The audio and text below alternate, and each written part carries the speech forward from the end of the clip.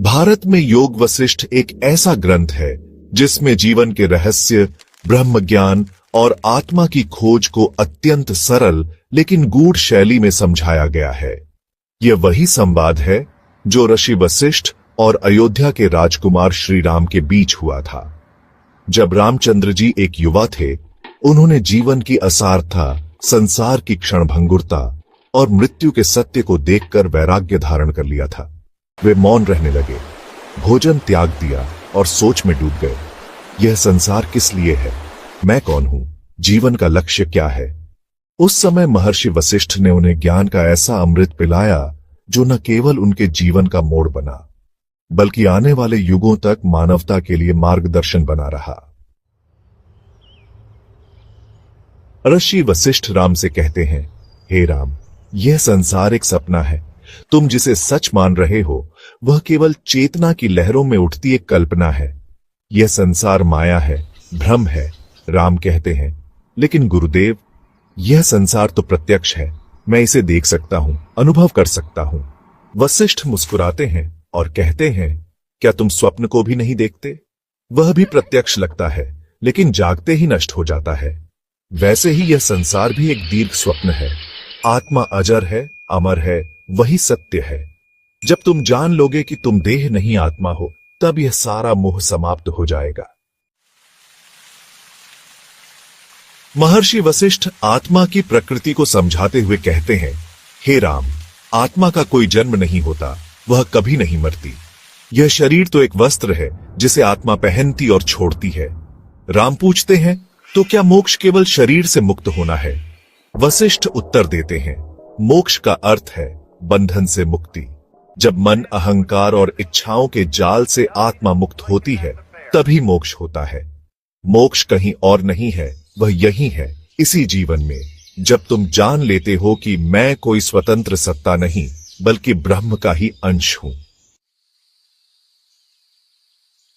महर्षि वशिष्ठ बार बार इस बात पर बल देते हैं कि संसार का बंधन बाहर नहीं, बल्कि हमारे मन के भीतर है। मन एव मनुष्याणा कारणम बंध मोक्षो, अर्थात मन ही बंधन का कारण है और मन ही मुक्ति का द्वार। जब तक मन इच्छाओं में डोलता है, तब तक आत्मा बंधी रहती है। लेकिन जब मन शांत हो जाता है, तब आत्मा को उसकी असली प्रकृति का ज्ञान होता है। यही साधना है, मन को वश में करना, ध्यान में स्थिर करना, विचारों के पार जाना। राम को ब्रह्म की व्याख्या करते हुए वशिष्ठ कहते हैं, ब्रह्म न तो कोई स्थान है, न कोई आकृति।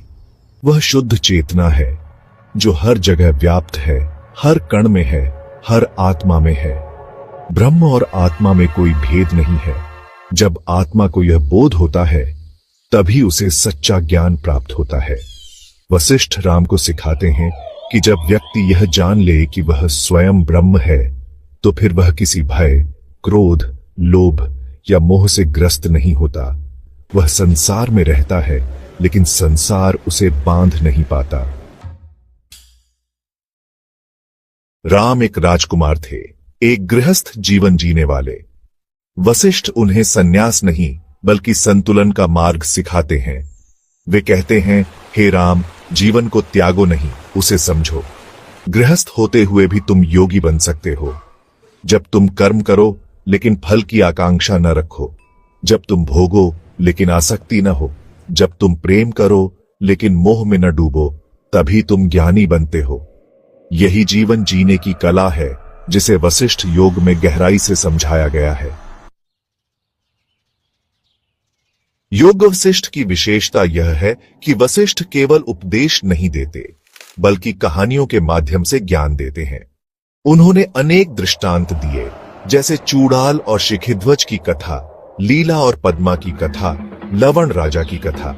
इन सभी में बताया गया कि जीवन में वैराग्य और विवेक से कैसे आत्मज्ञान प्राप्त किया जा सकता है। राम इन कहानियों से प्रभावित होते हैं और वे न केवल ज्ञान प्राप्त करते हैं, बल्कि उसे जीवन में लागू भी करते हैं। अंततः महर्षि वशिष्ठ राम को यह सिखाते हैं कि जीवन की प्रत्येक परिस्थिति में आत्मा की शुद्धता बनाए रखना ही सच्चा धर्म है। न कर्म से भागो, न सुख दुख से घबराओ। ब्रह्म को जानो, आत्मा को पहचानो और उसी में स्थित हो जाओ। यही स्थित प्रज्ञता है, यही जीवन मुक्त अवस्था है। राम इस संवाद के बाद न केवल एक ज्ञानी पुरुष बनते हैं, बल्कि एक ऐसे राजा बनते हैं जिनका जीवन ज्ञान, धर्म और सेवा का प्रतीक बन जाता है। योग वशिष्ठ केवल एक ग्रंथ नहीं, बल्कि जीवन का दर्शन है। यह हमें सिखाता है कि सच्चा सुख बाहर नहीं, हमारे भीतर है। जो व्यक्ति आत्मा को जान लेता है, ब्रह्म को अनुभव कर लेता है, वही इस संसार के पार जा सकता है। यदि यह ज्ञानपूर्ण यात्रा आपको प्रेरित करे, तो इस वीडियो को लाइक करें, शेयर करें और कमेंट करके बताएं। क्या आप भी वशिष्ठ और राम के इस संवाद से कुछ नया सीख पाए?